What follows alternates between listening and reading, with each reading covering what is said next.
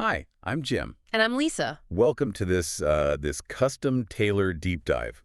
We know exactly who you are. We do. You're someone who, well, you just absolutely love to learn. You're constantly seeking out new knowledge, trying to stay well-informed, but you also really want to avoid that feeling of total information overload. Right, because it's a lot these days. You're looking for those hidden aha moments that are kind of buried in the daily noise. Exactly. And that is exactly what we're here to help you uncover today. We have a really incredible source text in front of us. Our mission for this deep dive is to explore a short but profoundly impactful essay. It really is profound. Yeah, it's titled, What If We Told Them the Truth About Perfectionism? And it's written by John Novick Jr. You know, the title alone just grabs your attention because it immediately implies that we are currently lying about perfectionism. Right. Like there's a secret we're keeping. Exactly. And as we dig into the text, we see exactly how and why that lie is perpetuated and, more importantly, how we can stop it. Novick doesn't just treat this as a philosophical exercise. He really frames it as a societal imperative. To give you a little context, the listener, this essay is part of Novick's ongoing series. It's called the America Actually series. Okay, let's unpack this. Usually, the America Actually series looks outward, right? It seeks to understand our current socio-political context, analyzing these massive institutions, cultural trends, the broad strokes of how our society functions. Yeah, the big macro stuff. Exactly. But in this specific piece, Novick pivots. He turns the lens inward to something deeply personal yet, well, universally impactful. He's looking at the individual, specifically the child, to explain the whole. And if we connect this to the bigger picture, the essay presents a really compelling core thesis. Novick is arguing that building a healthier, more just, and more sustainable society doesn't just happen through top-down policy changes or, institutional reform. It actually starts from birth. It happens by integrating social-emotional learning into how we raise and teach children right from day one. And for anyone who hasn't been in a classroom recently, social-emotional learning doesn't just mean teaching math and reading. No, not at all. It means explicitly teaching kids how to manage their emotions, show empathy, navigate relationships, and handle stress right alongside their ABCs. Because the profound idea here is that only healthy, self-accepting individuals can create an equitable, interdependent community. You just cannot have a healthy society made up of people who are fundamentally at war with themselves. That concept, being at war with oneself, it's so prevalent. And Novick starts this essay by addressing the very thing that causes that internal conflict, which is the demand for perfection. Right. But he doesn't just rely on emotional appeals here. He dismantles the idea of perfection with these staggering, undeniable statistics. How does he actually prove that perfection is mathematically impossible? Well, he sets a baseline using data from the United Nations. He points out that there are about 7 billion people alive today on Earth. Okay, 7 billion. Yeah. Then he pulls in research from the Population Reference Bureau, which studies historical demographics, and they estimate that across the entirety of human history, roughly 107 billion people have ever lived on this planet. 107 billion. 107 billion. It is a number so large, it's almost difficult for the human brain to fully conceptualize. It encompasses every emperor, every artist, every farmer, every inventor who has ever breathed. Here's where it gets really interesting. Huh. Novick points out that out of those 107 billion people, not a single one was exactly the same as another. Every single human being was unique. Uniquely themselves. Yeah, and out of 107 billion unique iterations of humanity, absolutely none of them were perfect. Not one. Not a single one. When you frame it like that, the numbers just don't back it up. Perfectionism is a rigged game from the start. What's fascinating here is the sheer scale of that mathematical reality. Novick calmly uses this grand, cosmic scale to expose the absolute absurdity of perfectionism. It really is absurd when you look at the math. It is. By proving that perfection is literally impossible across the entire scope of human history, he forces the reader to pause and ask a deeply uncomfortable question. Why do we demand perfection from a child?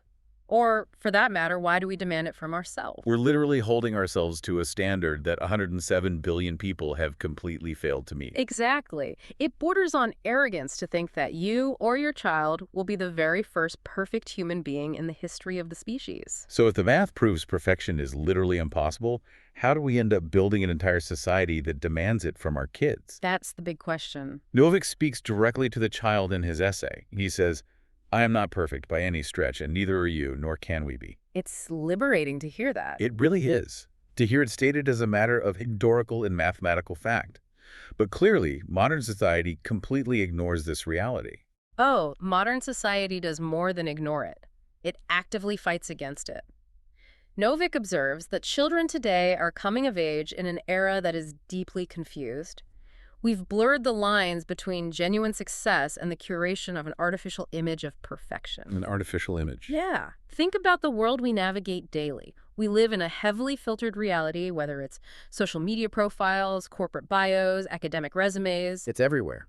There is this immense unspoken pressure to present a flawless facade. We are editing out the messy, complicated parts of the human experience. That phrase, curating an artificial image, is incredibly relevant.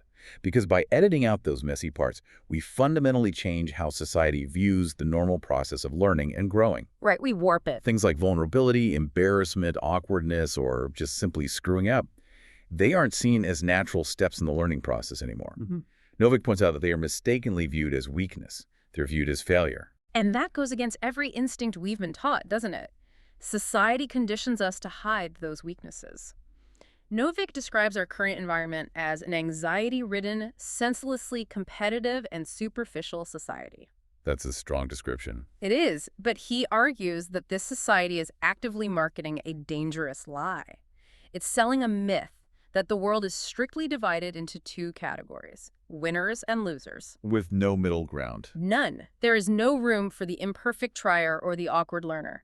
You are either succeeding flawlessly or you are losing completely. And that binary way of thinking is what drives that pervasive anxiety he mentioned. It keeps everyone on a treadmill, terrified of making a single misstep, because the perception is that one misstep casts you permanently into the loser category. It's exhausting. I want to ground this in the everyday realities for you, the listener. Think about your own learning journey. Maybe you are trying to learn a new programming language, or you're starting a small business, or perhaps you just want to ask a clarifying question in a high-stakes meeting. We've all been there. How often does the fear of not looking perfectly polished immediately stall your progress? How often do you stop yourself from trying something new because you don't want to look uninformed? Probably more often than we like to admit. That hesitation, that friction, is exactly what Novick is talking about. When we drop the heavy armor of perfectionism, we are actually free to move forward faster.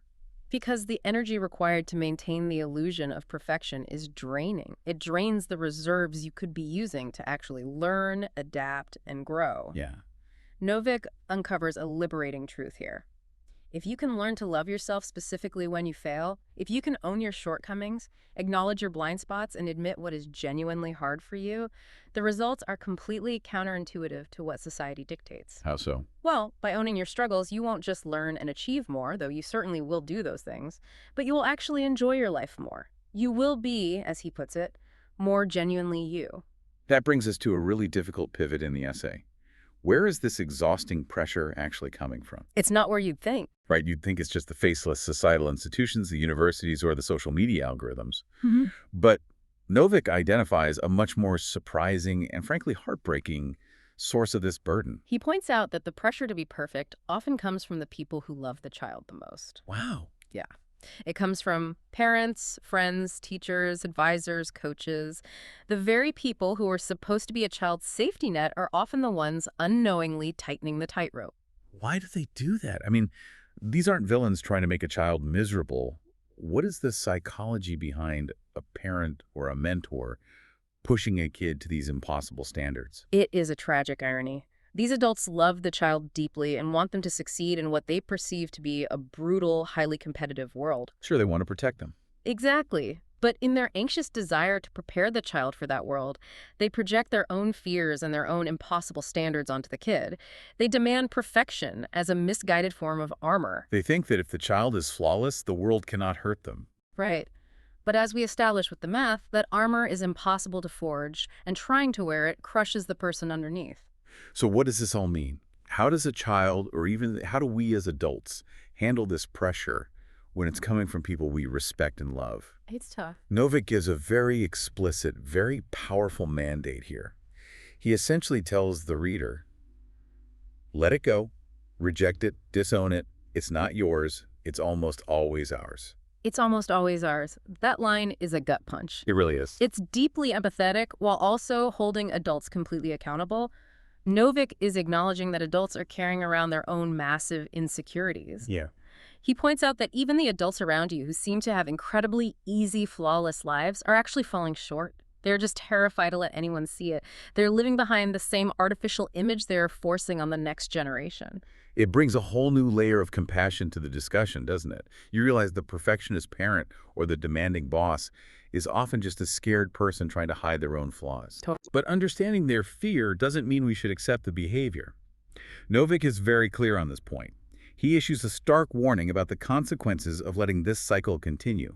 And this raises an important question. What happens if we don't reject it? Expecting perfection is not just unreasonable. Novick argues it is downright dangerous. Dangerous in what way? Well, it's dangerous for individuals, leading directly to burnout, anxiety, depression, and it is dangerous for our communities because it breeds isolation and resentment. That makes sense. Think about it. When everyone is pretending to be flawless, true connection is impossible. Real community requires vulnerability.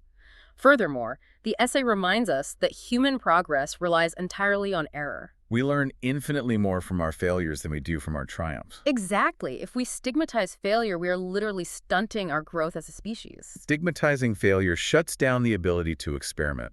If you can't run a test because you are terrified the outcome won't be perfect, you will never discover anything new. Just paralyzed. So, if we are throwing out perfectionism, if we are telling the youth and reminding ourselves that it is a statistical impossibility and a dangerous myth, what do we replace it with?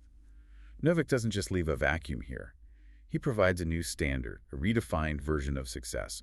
What does this new framework actually look like in practice? He breaks it down into incredibly simple, actionable principles. These are the kinds of things that sound easy on paper but take a lifetime of practice to truly master. Okay, what's the first one? First, do your best each day. Not the objective, universal best, but your personal best on that given day. That requires a lot of grace. It does. It means acknowledging that your best on a Tuesday when you're well-rested is going to look vastly different than your best on a Friday when you're exhausted and fighting off a cold. And the second principle is about how we interact with the world around us. Treat others with patience, kindness, and generosity. Then there is the third principle, which loops right back to the core theme: forgive others who fall short. Because if you accept that you are inherently going to fall short, you must extend that same grace to everyone else. It is the absolute foundation of that interdependent, healthy community Novick mentioned at the start of the essay. You cannot build a supportive network if everyone is holding grudges over unavoidable human errors. To bring this concept to life, Novick uses a highly relatable, specific example that really grounds the philosophy. He talks about the epic fail. Oh, the epic fail. We have all had them. We really have. I remember a time early in my career when I hit reply all on a company-wide email. I had this terrible, embarrassing typo that completely changed the meaning of the message. Oh, no. Yes, I wanted to crawl under my desk and disappear. My heart was pounding. I was sweating. Under the old model of perfectionism, I was a massive failure. Right. An epic fail is traditionally seen as a reason to quit, hide, or just be consumed by shame. But Novick frames it completely differently. How does he suggest we handle those moments? He says true success is the art of the bounce back. The bounce back. The bounce back is everything. Novick describes it as coming back the day after that epic fail, after the terrible email, the blown presentation, or the failed exam, and taking the time to honestly reflect on the role you played in it. Reflecting without brutalizing yourself. Exactly. You just observe what went wrong, figure out what you can learn, and then you show up ready to try again.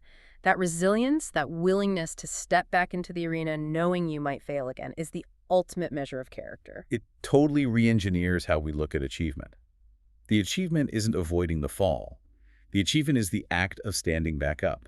It sounds so simple, yet it requires a massive mental shift, especially for adults who have spent decades trying to avoid falling at all costs. It absolutely does. And it leads to the ultimate, concluding philosophy of the entire piece. Novick summarizes it perfectly. He says we need to love ourselves simply because we are who we are, not because of what we achieve. Our inherent value is not tied to our output, our grades, our salary, or our flawless execution of a task. Being you is more than enough.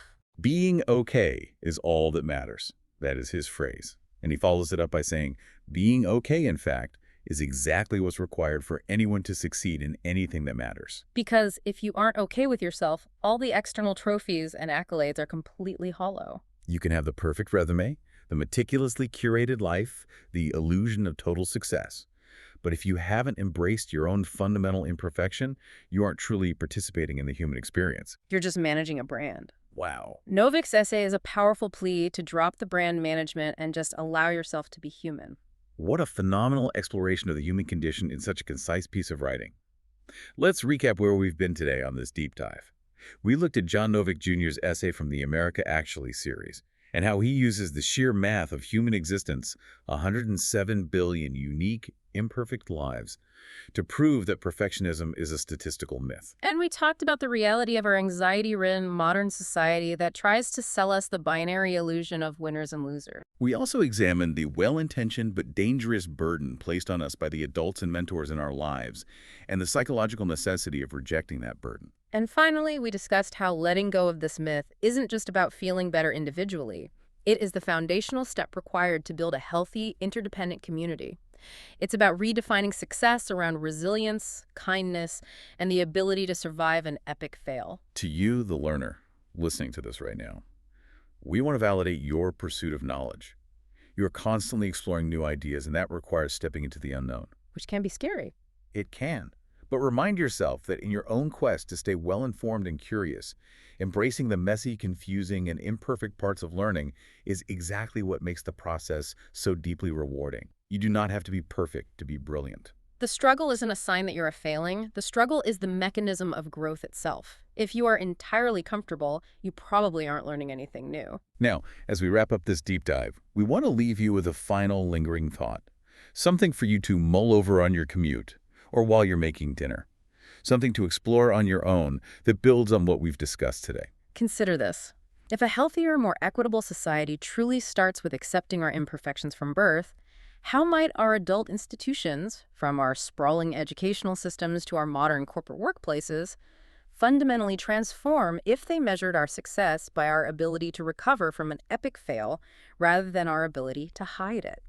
What would a company look like if the performance review was based on how well you bounce back from a mistake instead of how well you pretend you never made one? Think about that. Keep learning, keep questioning, and keep embracing the messy process of growing. We'll catch you on the next deep dive.